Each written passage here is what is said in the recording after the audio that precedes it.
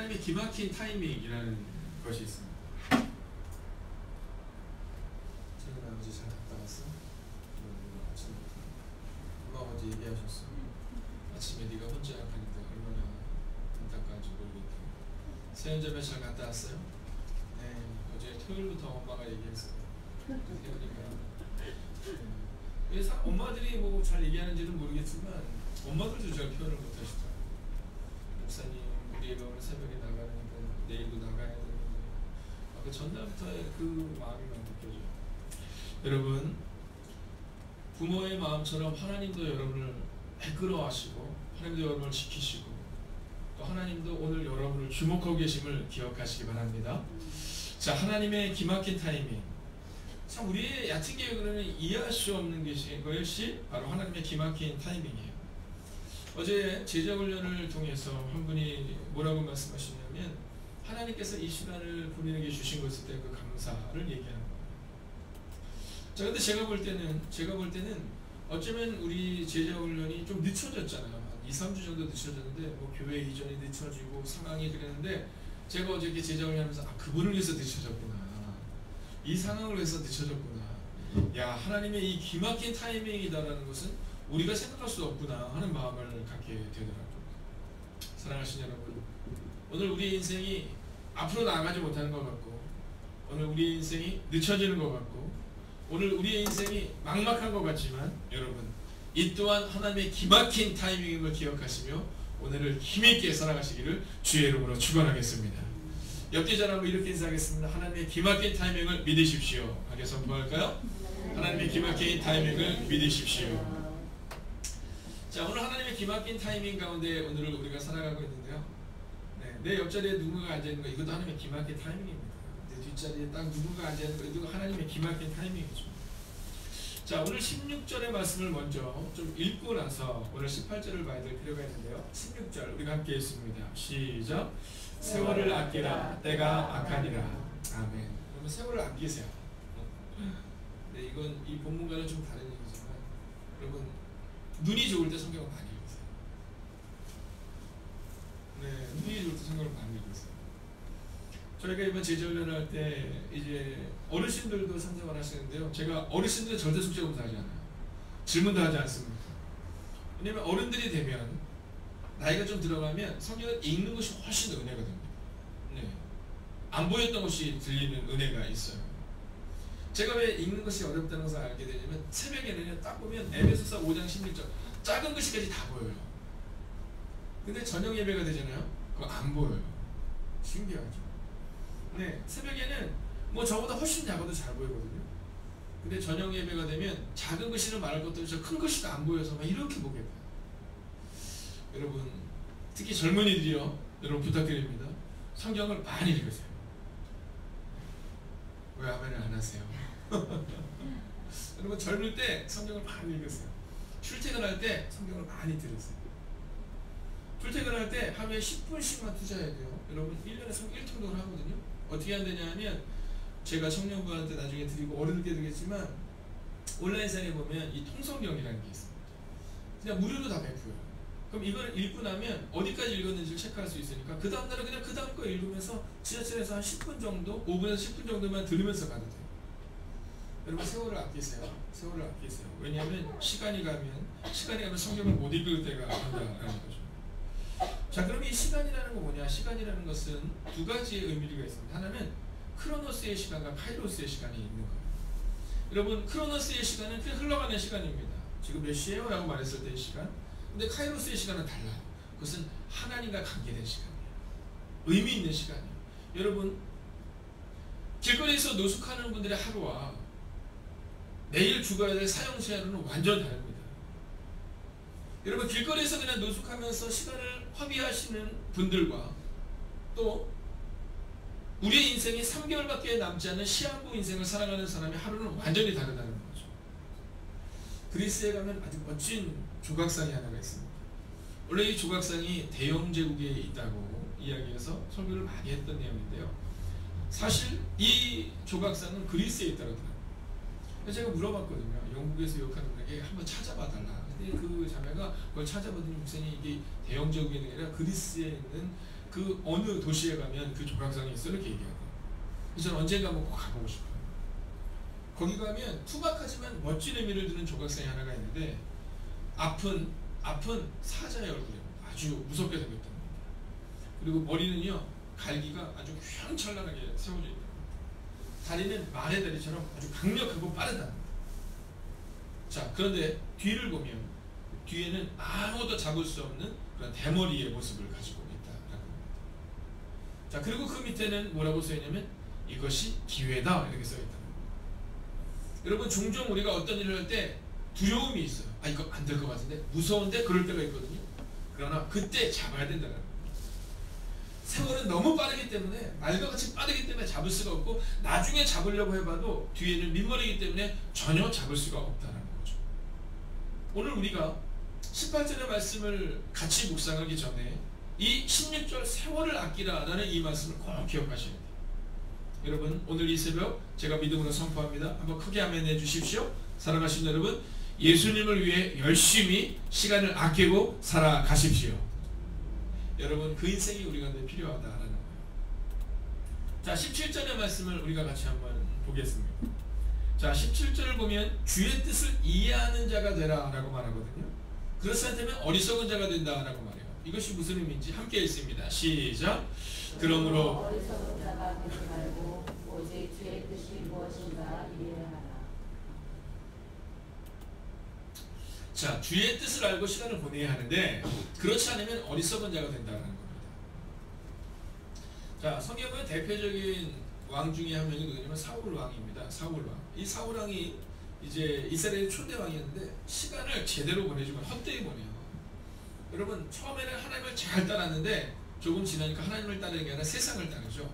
그러다 보니까 점치는 자를 따라가고 주술하는 자를 따라가고 여러분 그게 사울 왕이었어요. 그렇게 시간을 허비합니다. 근데 어떻게 돼요? 허비하다가 멸망하게 돼요. 멸망하게 돼요. 여러분 우리 가운데 오늘 만약 우리가 주님의 뜻을 구하지 않으면 어리석은 자가 되고 그리고 멸망의 길로 갈 수밖에 없다라는 사실을 오늘 성경을 우리 가운데 말하고 있다는 거예요. 어제 제자훈련 하는데 한 분이 그런 고백을 하시는 거예요. 저는 토요일 주일이 되면 제자훈련 시간이 다른 시간에 비해서 조금은 어려운 듯 하지만 여러분 저도 회복되는 모습을 봐요. 어제 제자훈련을 하면서 많은 분들이 같이 함께 울고 함께 웃고 함께 나누고 함께 간식을 나누고 그러는 시간을 갖는데 근데 저도 주일날은 이렇게 좀 힘들 수도 있잖아요. 나이가 들어서 나이가 들어서 힘들 수가 있는데 근데요 한 5가 중에서 한 3가 정도를 딱 지나가는데요. 어제도 마찬가지죠. 토요일도 그랬고 금요일도 그랬는데요. 제 몸이 이 회복되는 것이 막 느껴져요. 근데 한 분이 그런 얘기를 하시는 거예요. 온 가족이 아직 인가기도 되지 못해서 어제 새벽에 아침에 교회를 나오는데 약간의 불편함을 가지고 나왔다라는 거예요. 근데 그분이 이런 말씀하신 거예요. 근데 만약에 제가 예전 같았으면 저도 그냥 편하게 따라갔을 것 같아요. 근데 어느 순간부터 하나님의 뜻이 무엇인지 그리고 내가 예배자로 서야 하는 상황 이런 상황들을 보면서 결단하고 오늘 왔어요. 이렇게 얘기를 하시는 거예요. 여러분 그 대화 가운데 예배를 향한 하나님의 뜻 그리고 하나님이 우리 가운데 원하시는 것을 구해가고 있다라는 그 고백을 듣는데요. 오늘 하나님의 말씀이 생각이 나요. 여러분 지혜로운 자 같지만 어리석은 자가 있고 어리석은 자 같지만 지혜로운 자가 있는데 여러분 그러한 분들은 어떤 분들이냐면 하나님의 뜻을 구하는 자 그가 바로 지혜로운 자가 된다라는 거죠. 그래서 제가 어저께 저녁에 뭐 했을 것 같아요? 어저께 저녁에 기도했죠. 하나님 그 온 가족이 인가 기도되어 함께 예배하고 함께 출발하는 놀라운 은혜를 허락하여 주시옵소서 라고 말합니다. 여러분 저는 한국에 가르치면서 목회하면서 감사한 것이 여러 가지가 있어요. 근데 그 중에 하나가 뭐냐면 기도의 응답이 이루어진 것이 감사한데 특별히 이 남편분들의 전도가 되는 것, 즉 하나님을 만나는 것이 얼마나 감사한지 몰라요. 어제도 제가 예배를 듣는데 저 뒤에서 우리 양남희 사님이 남편분과 쫙 들어오는데 너무 큰 은혜가 되는 거예요. 교회 가서 첫 번째 기도 제목이 뭐였냐면 그거였거든요. 함께 예배드리는 거예요. 여러분 그 이외에도 성가대에 계신 분들 기도하시는 분들 남편을 위해서 기도한 지 3개월, 6개월, 1년, 2년, 3년 만에 하나님께서 응답하신 것을 보게 됐다는 거죠. 사랑하시는 여러분, 우리가 하나님의 뜻을 구할 때 하나님은 우리의 가정을 회복시키시고 우리의 문제를 회복시키시고 그리고 우리가 알 수 없는 방법으로 우리의 길을 인도하심을 믿으시기 바랍니다. 자, 이제 마지막 18절을 오늘 우리가 함께 보려 합니다. 이 18절을 위해서 오늘 우리가 16절과 17절을 봤는데요. 자, 우리가 시간을 아껴야 되고 주의 뜻을 구해야 되는데 그러면 그 주의 뜻을 구하는 것이 무엇인가? 오늘 그것을 마지막으로 나누고 마치자는 겁니다. 자, 18절에 보면 우리 가운데 두 가지의 부흥이 있다고 말해요. 그것은 뭐냐면 따라할까요? 방탕함의 부흥, 거룩한 부흥. 자, 오늘 성경에 보면 술 취하지 말라 이는 방탕한 것이니, 여러분 말세는 어떤 때냐면 술 취하는 시대라는 겁니다. 말세는 어떤 시대냐면 도박이 난무하는 시대라는 겁니다. 말세는 어떤 시대냐면 남의 것을 훔치고 즉 죄악의 부흥의 시대를 살아가게 된다라는 것입니다. 제가 새벽 기도를 드리고 이렇게 오잖아요. 새벽 기도를 이렇게 드리고 오면 연신내 사거리를 이렇게 통과해서 오게 되었습니다. 근데요, 제가 어렸을 때 저희 할아버님이 저한테 늘 뭐라고 말씀하시냐면 군자는 대로행이요 이렇게 얘기하셨어요. 군자는 대로행이요 이렇게 얘기하셨어요. 술을 드시고도 큰 길로 꼭 다니시고 군자는 대로행이요 이렇게 말씀하셨는데, 저희 집에서 교회를 오려면 작은 도로로 놓을 수 있고 큰 도로로 놓을 수 있습니다. 근데요, 작은 도로로 오는 게 훨씬 더 가까워요. 그리고 느낌도 훨씬 더 가깝습니다. 근데 신기한 건 뭐냐면 작은 도로로 오면 신호등이 많아서 자꾸 막혀요.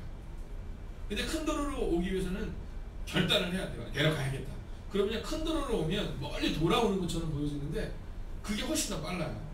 제가 시간을 재보니까 작은 도로로 오면 10분 정도 걸린다? 그러면 큰 도로로 오면 한 5분, 6분밖에 안 걸리는 거예요.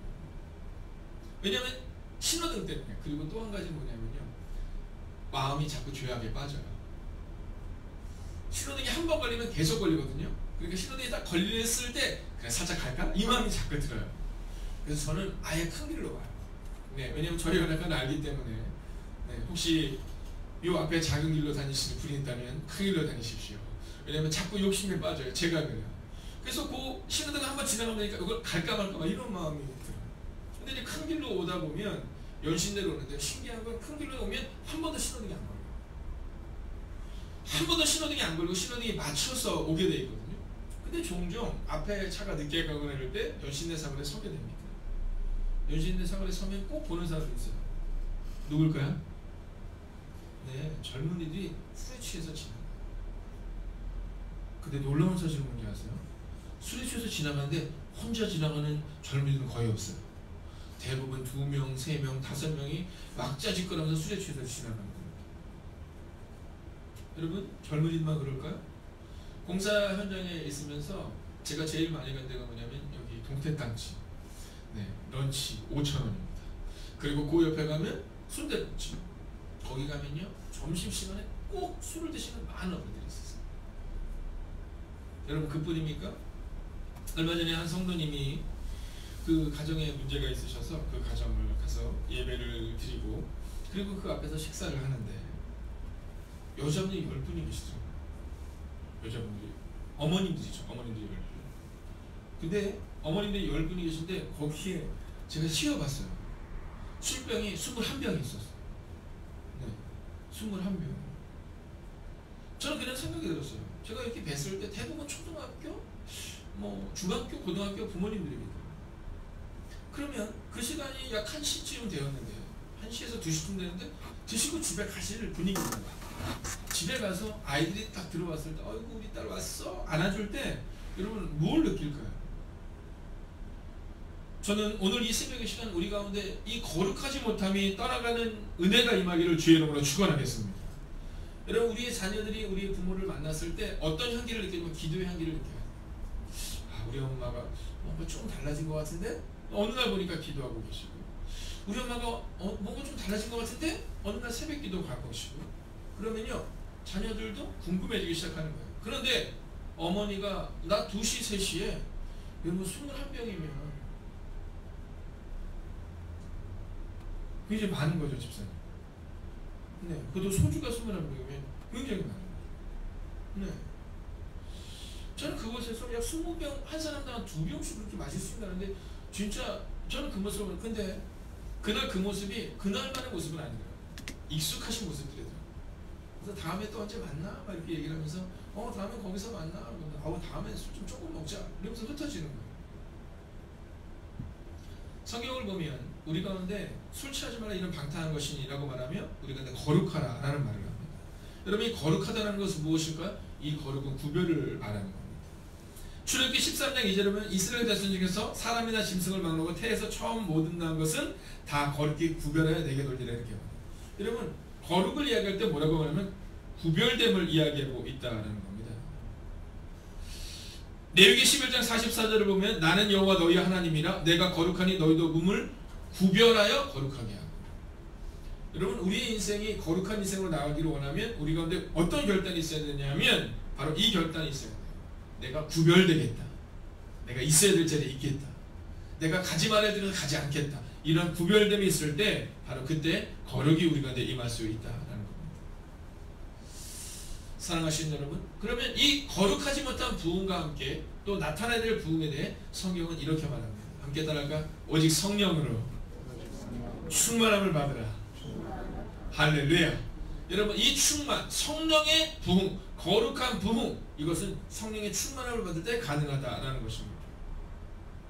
이번 주 토요일에 5주 과정을 진행을 했는데요. 5주 과정을 딱 들어가기 전에 여러분, 공부는 누구에게나 좀 부담스러운 거잖아요.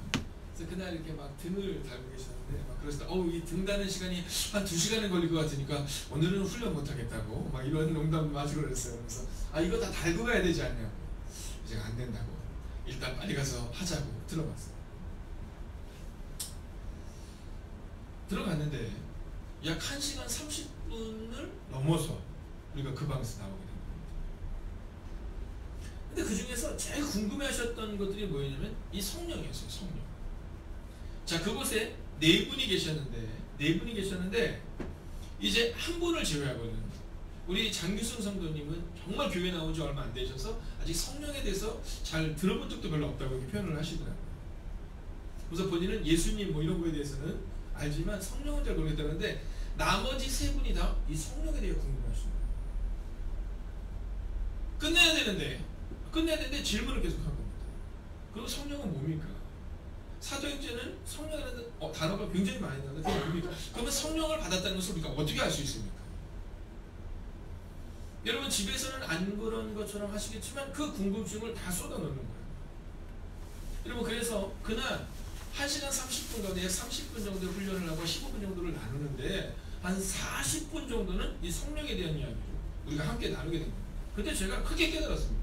교회를 처음 오신 분들이거나 혹은 교회를 이제 오신 지 얼마 안 되셨다고 생각하는 분들도 여러분, 성령에 대한 궁금증과 그리고 변화가 성령으로 가능하다는 얘기를 들었을 때 이 성령을 받기를 원하고 있는 거예요. 그러면 제가 그 성령을 어떻게 받아야 됩니까?의 질문까지 온 겁니다.